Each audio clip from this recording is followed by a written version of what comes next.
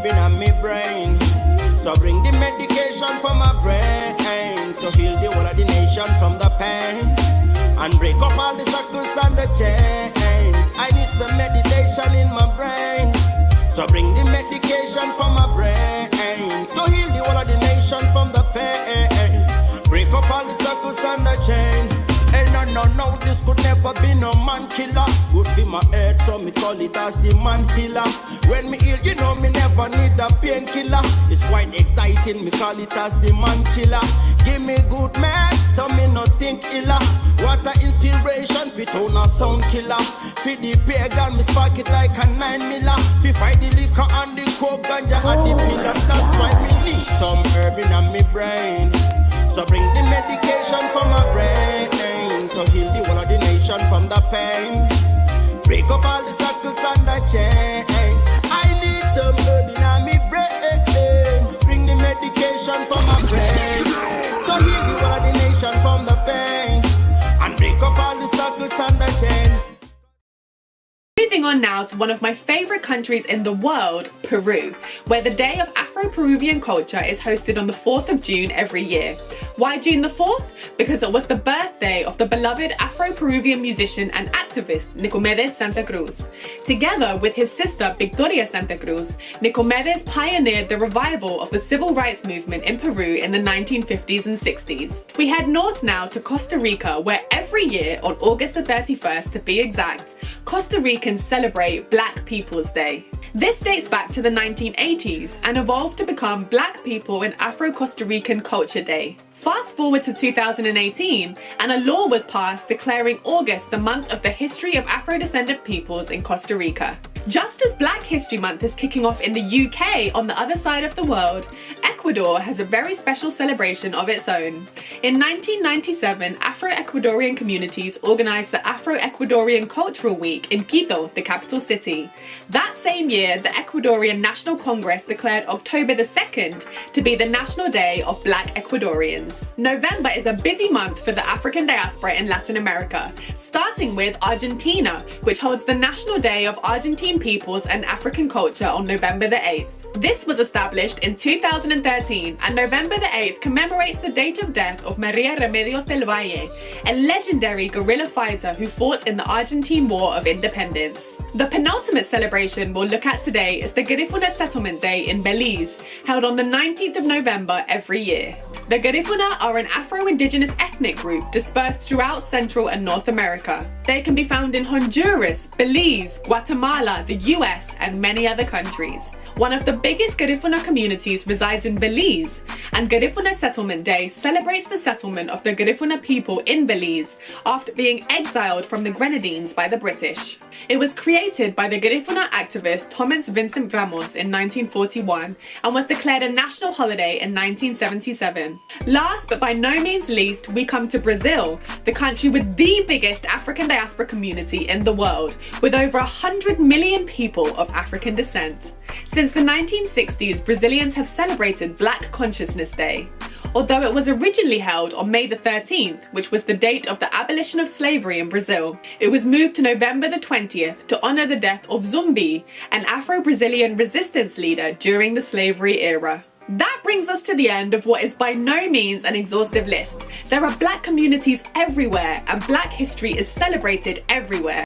Thank you for joining me and I'll see you in the next video. Freedom is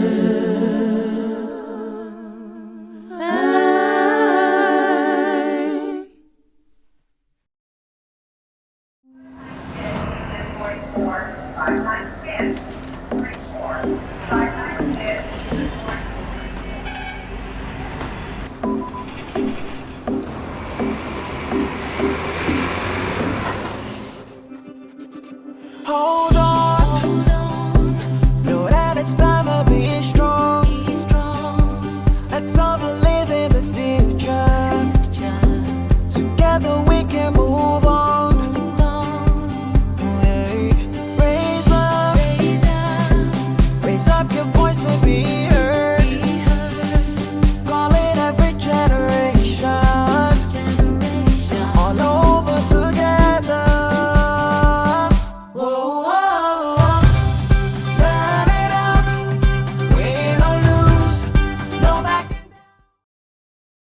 gives you 15 kilowatts power to power your house. Zimbabweans are game-changing, first-of-a-kind innovations. Zimbabwean inventor Maxwell Chikumbutso has just shocked the world by unveiling the first self-powered car, a revolutionary feat that defies conventional science and places Zimbabwe at the forefront of global energy innovation.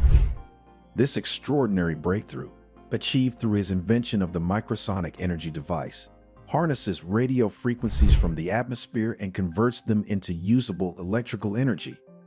Unlike traditional vehicles that rely on fossil fuels or rechargeable batteries, Chikumbutso's car draws power directly from the air, providing an unlimited energy supply and eliminating the need for refueling or recharging. This groundbreaking technology has the potential to disrupt the global automotive industry, making gasoline engines and lithium-ion batteries obsolete while ushering in a new era of eco-friendly and economically transformative transportation. The significance of Chikumbutso's invention is monumental, as it challenges long-standing scientific principles, particularly the first law of thermodynamics, which states that energy cannot be created or destroyed, only converted from one form to another. If this technology can be scaled, it could completely revolutionize not only the automotive sector, but also the global energy landscape. A world where cars, homes, and industries run on free, atmospheric energy is one that would render conventional power grids and fuel industries irrelevant, potentially shaking the very foundations of the global economy.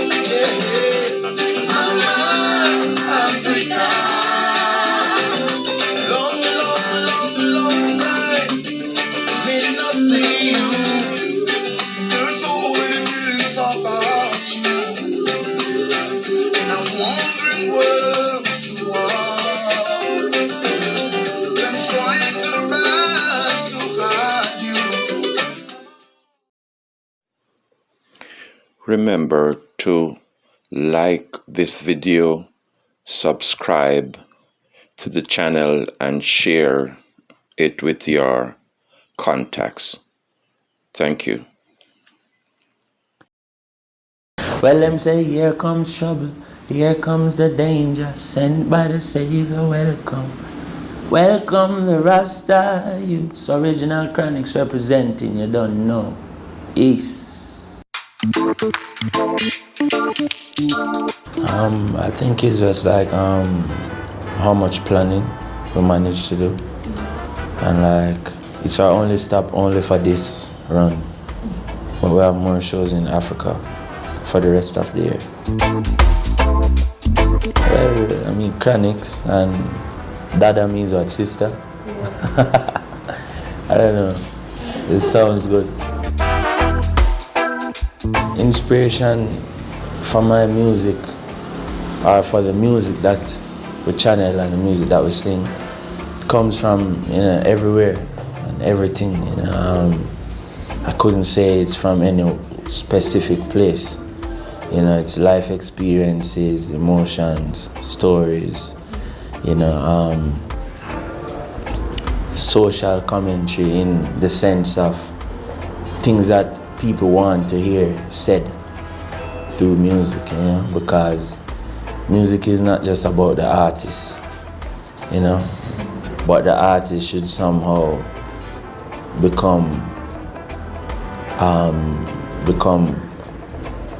you know, a creator of ideas that represent how the people feel and what they're thinking, and like, because it's the only way people in Kenya can know how the people in Jamaica is feeling, and the people in Jamaica can know how the people in Kenya is feeling if our art truly reflects that. So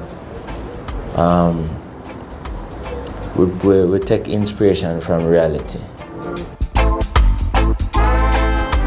I think overall, I wish I wrote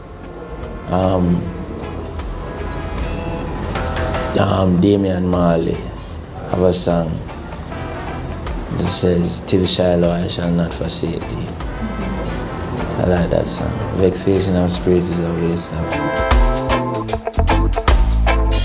Coming from where I'm coming from, you know, and it brought about a lot of different feelings and thoughts. Yeah, I was especially thinking about how it will affect, how it would change and how it would affect the journey and the story of how we started as a very young team in Jamaica to now.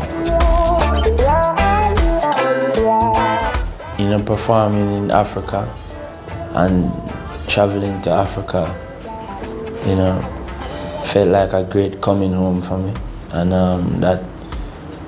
that kind of materialized a lot of things that was already in our meditations as youth, you know, and to see many other artists doing that as well, you know, before us and even now, coming to Africa to perform, and not just one or two places in Africa, but all over, because us as youths in the Caribbean, we don't really know exactly where exactly on the continent our ancestors came from. We hear stories, but as far as actual knowledge is concerned, we're still in search for a truth that resonates.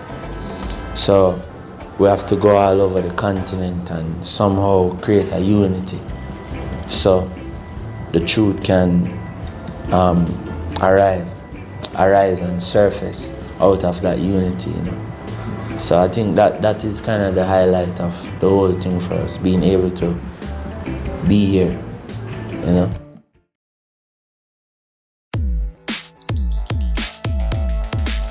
We are the countries of Africa, our planet's second largest continent right after Asia. We are the countries of Africa. There are 54 countries presently that we will teach ya. I'm Libya, my capital's Tripoli in North Africa. Madagascar's my name, I'm Tananarivo's my capital. I'm Malawi, Lilongwe's really peaceful. We are the countries of Africa, our planet's second largest continent right after Asia. We are the countries of Africa. There are 54 countries presently that we will teach ya. My name's Mali, my capital Bamako's really hot. I'm Mauritania, my capital is now a shot. My name's Mauritius, my capital's Port Louis, how's that? I am Morocco, my capital's name is Rabat. Mozambique is my name, my capital is Maputo. I am Namibia, Windhoek's my capital. I, Netumbo Nandi Ndaitwa, do hereby swear that I will strive to the best of my ability to uphold, protect, and defend the Constitution of the Republic of Namibia, and faithfully to obey, execute, administer the laws of the Republic of Namibia, that I will protect the independence, sovereignty, territorial integrity, and the material and spiritual resources of the Republic of Namibia, and that I will endeavor to the best of my ability to ensure justice for all the inhabitants of the Republic of Namibia. So help me God.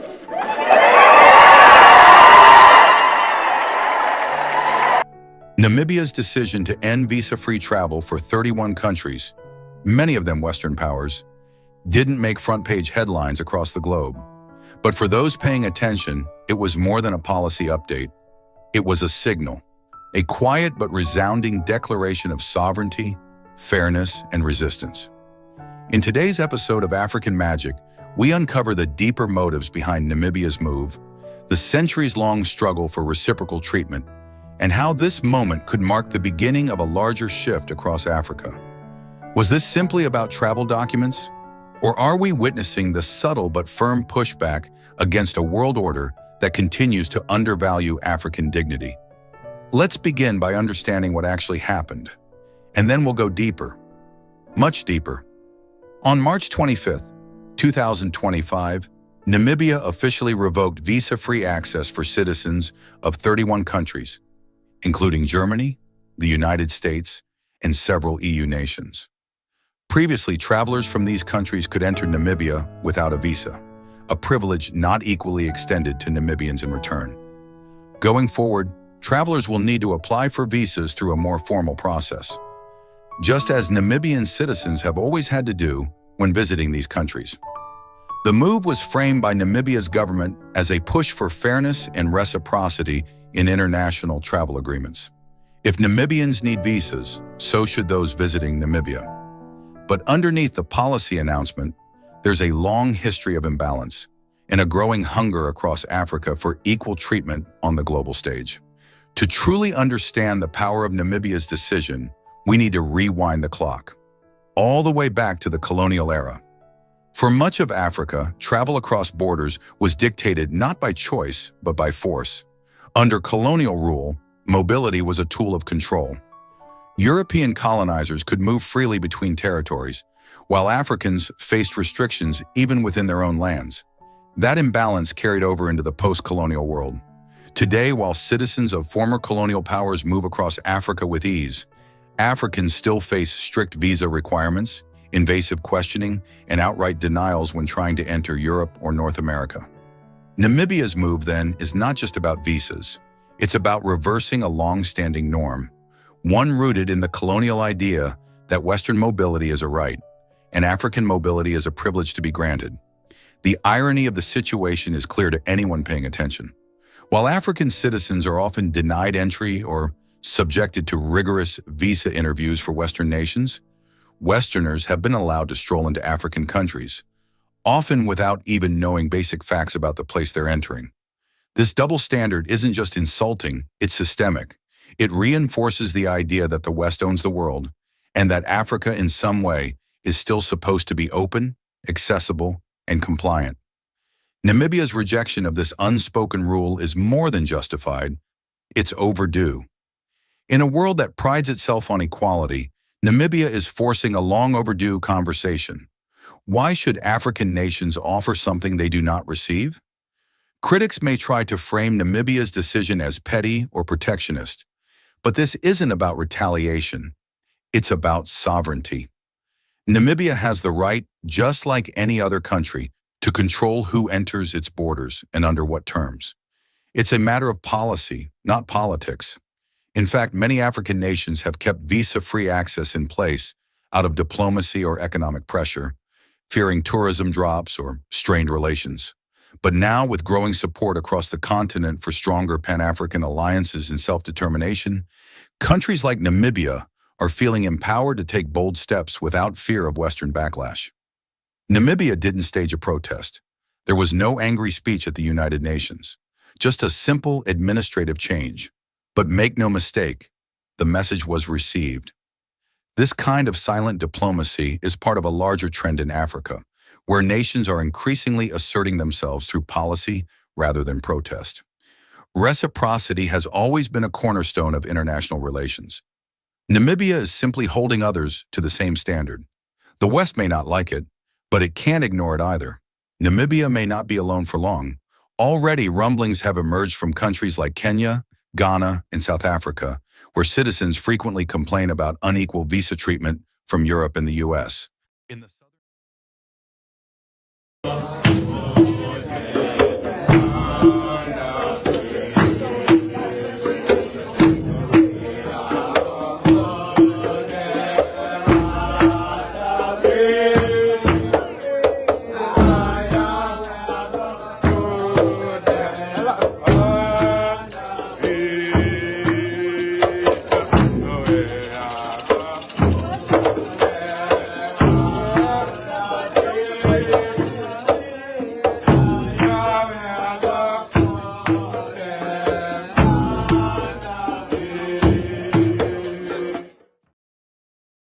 the other segments in the video, it shows it's about the AU, African Unity, and that organization is it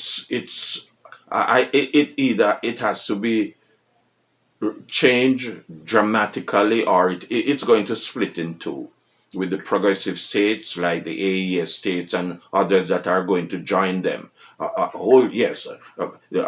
You will have either two organizations representing African countries, or the AU has to be changed drastically to get rid of the old colonial, neo-colonial puppies. So the AU is going to have a special conference on reparation later this year.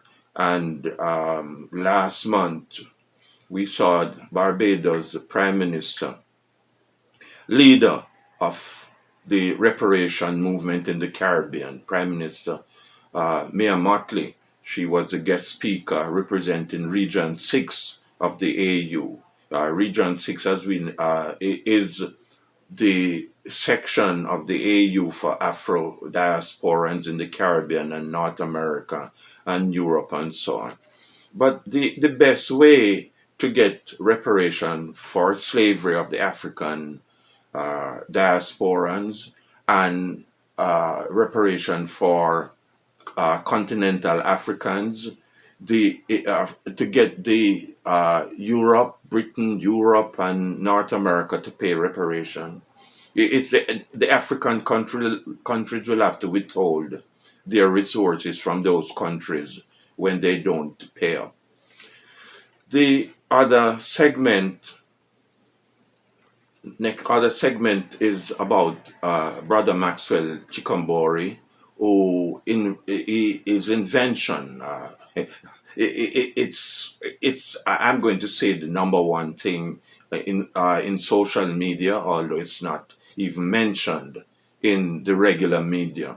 His invention, Brother Maxwell from Zimbabwe, his invention to capture free electricity from radio waves in the air, and his invention to capture it, and he has built several things, generator, and most recently a car. And I did two previous videos about him, one with the TV, that he powered a TV, which he used the same radio wave technology to power a TV without any connection to any other source of electricity.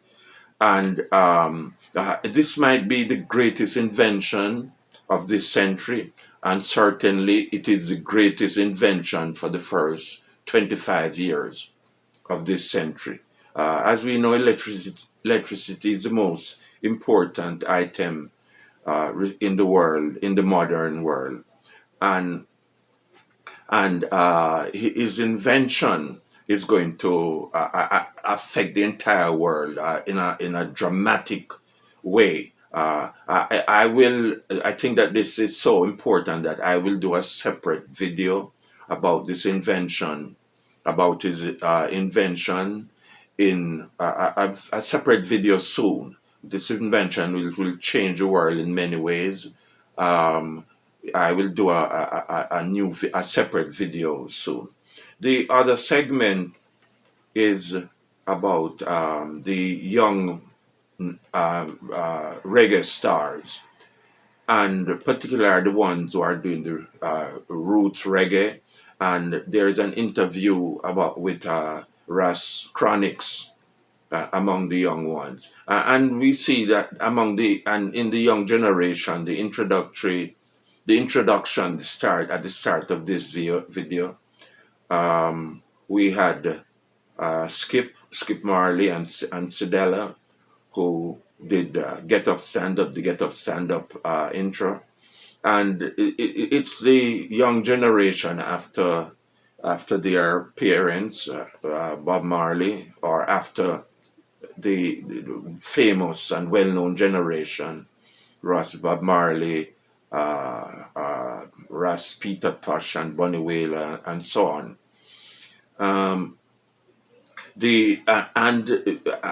Among that group, other example, there are many of them, but another one is Andrew Tosh, who he has done the Mama Africa, singing his dad's song, and this in many previous videos that are Black Economic Network videos.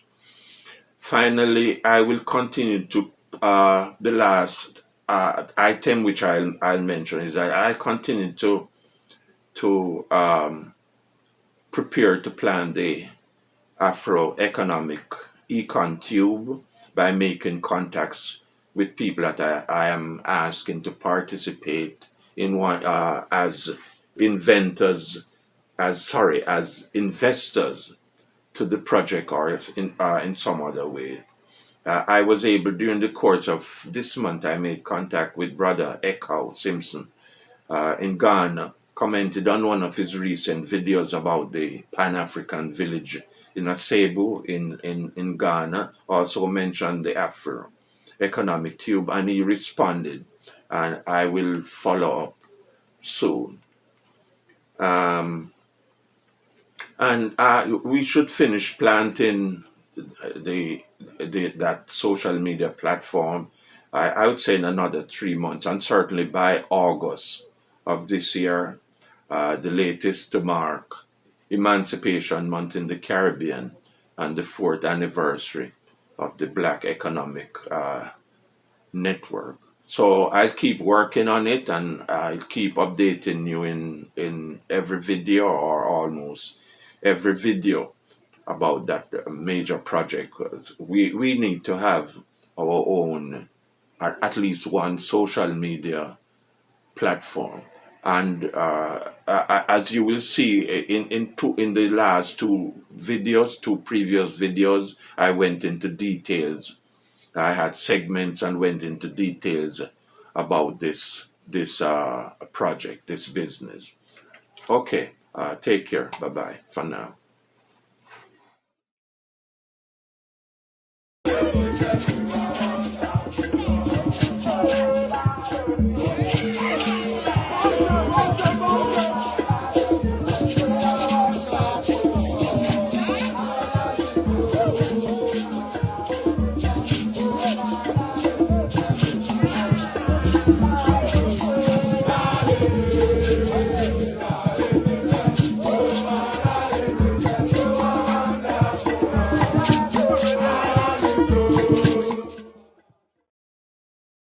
The 38th African Union Summit is happening in February, and they've announced their agenda for that. According to the AU, the reparation justice is so that Africa can promote healing, equity, and recognition of the rights and contributions of African people. It encompasses a range of initiatives aimed at addressing historical injustice stemming from colonization, slavery, and systemic discrimination, including historical acknowledgement, financial reparations, land restitution, cultural preservation, policy reforms, international accountability, community empowerment, and continued advocacy. The summit is going to be held in Addis Ababa from February 15 to 16, and this is in the agenda. It is going to be interesting to listen to what they are going to propose and what fruit this discussion will bring forth, especially when it comes to reparations. And they've also put in land restitution, which is going to address issues of land that was taken away from the locals, and now others are settling on it. So they are going to discuss either they are going to leave the land and give it to the locals, or they are going to pay reparations. We'll see where this meeting will go, if they are going to be fruitful with the conversation. But anyways, fam, let us know down below what your thoughts are about the agenda of the coming summit of the African Union. I am Ongil Zalalam. I'll see you on the next one.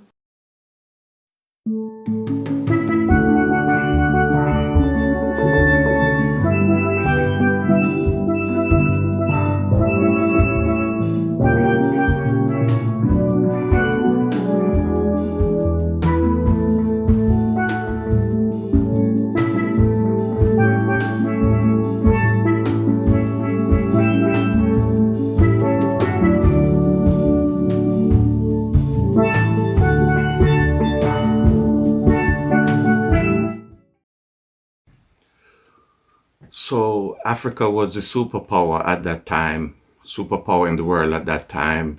Evidence provided by Dr.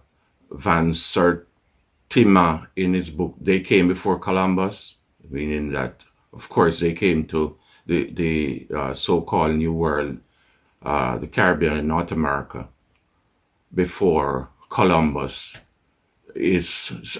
came to this country. And incidentally, recently I found out that I saw a video which said that Columbus landed in, I think, the Bahamas, and it was the Indians, the Tainos, well, he called them Indians, the native people at that time, who showed him the other islands of the Caribbean. He didn't discover them or find them. Those people showed him. So the faces, huge stone images in Mexico, Central America, and South America, with the traditional sub-Sahara African features, is proof that Africa and Africans were all over the place, traveled all over the world, long before Columbus. So let's continue with the BBG, Black Business Guide. However, slavery and colonialism destroyed families and business traditions, as our foreparents were forced to be slaves for white people for about 350 years. Without property after emancipation, their children have become socialized and used to working as educated and uneducated laborers for other races. As a result, even today, over 160 years after the emancipation of chain slavery, most of us are still mentally enslaved. The chain is no longer on our bodies, but around our brains. The vast majority of Black people and most of us than in the other races have an employee mentality. Hence, the first priority of most of us in the African race is to get a good job, whereas the other races are more interested in having a good business. Solution number one: more African people need to overcome the employee mentality. We Afro people, that's I think our number one problem at present, and we need to overcome this.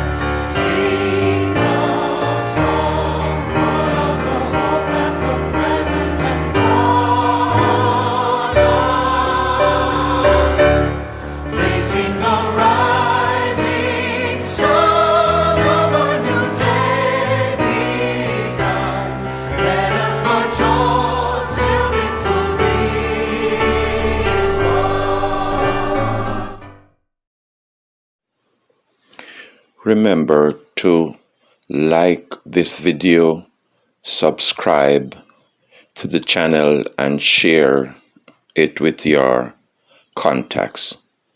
Thank you.